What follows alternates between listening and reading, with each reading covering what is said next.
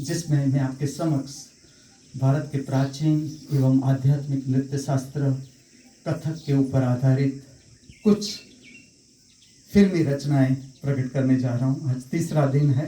ये रचनाएं वो है जिसने मुझे जोड़ दिया, जिसने मुझे समझ दी कथक नृत्य शास्त्र के अंतर्गत स्वरूप की। मैंने हर एक रचना को प्रार्थना की तरह ही लिया, जो आज मैं आपके समक्ष प्रकट करने जा रहा हूँ। पहली जो 3 रचना है इस तरह से है। पहली रचना हम गाएंगे भी, जिसका पवित्र राग अडाना।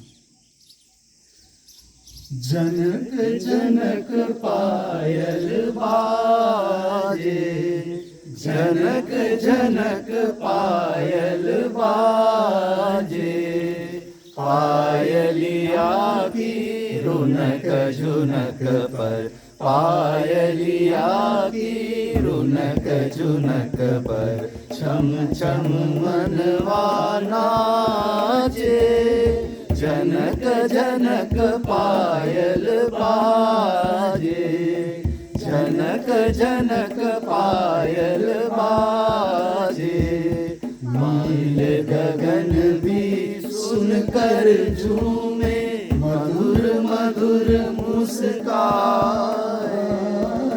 मधुर मधुर मुस्काए,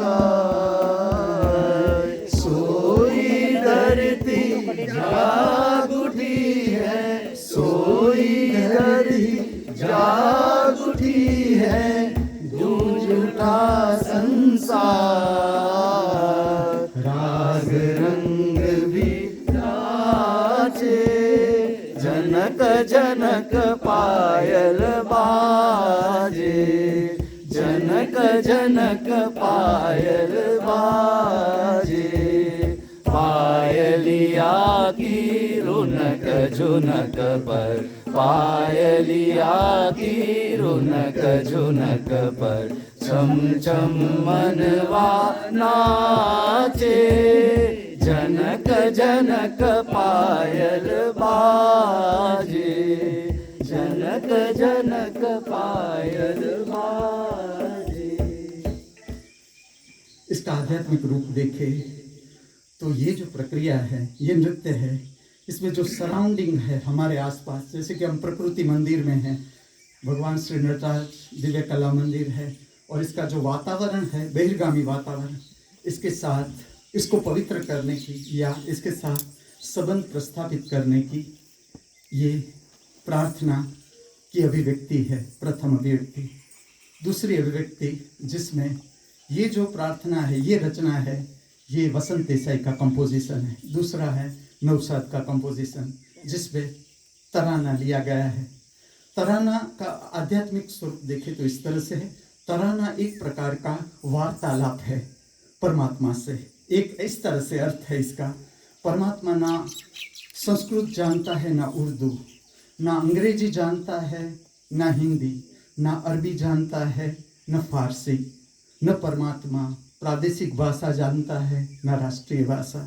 परमात्मा जानता है तो केवल आंतर मौन की भाषा। तो परमात्मा के साथ जो तराना है वो एक प्रकार से परमात्मा के साथ बातचीत है। एक तरह ठीक से सुने आप, जो पूरा तराना का कंपोजिशन है ठीक से देखें। और यहाँ पर जो मैं इसका आध्यात्मिक स्वरूप प्रकट करने जा रहा हूँ वो इस तरह से है कि यहाँ पर आह्वान किया जाता है, आमंत्रण दिया जाता है कि जो इस नृत्य में प्रकट होना चाहते हैं, प्रेरणा के रूप से, इच्छा के रूप से, यहाँ तक आपको पता नहीं चलता, लेकिन ये बहुत सूक्ष्म बात होती है। जब आप नृत्य सुदर्शन प्रक्रिया में उतरते हो, देखते हो, आपके भीतर से जो भाव जगता है उसका भी असर नृत्य पर आता है।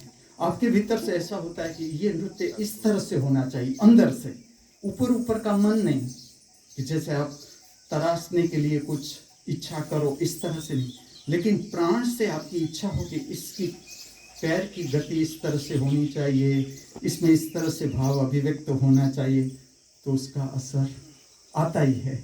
तो इस तरह के जो भी जीव है इसके साथ जुड़े हुए इस रचना के साथ, क्योंकि कोई भी रचना ऐसे ही प्रकट नहीं होती, उसके साथ बहुत सी शक्ति जुड़ी हुई होती है।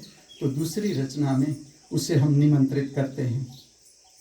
तीसरी रचना गाना।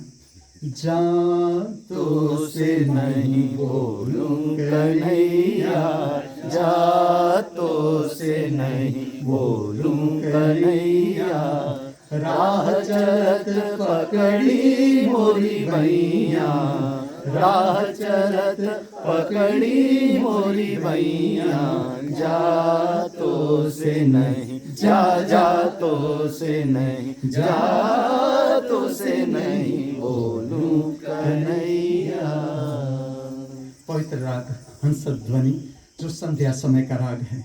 संध्या means meeting point of two time scales, चाहे वो प्रातःकाल की संध्या हो चाहे वो रात की संध्या हो।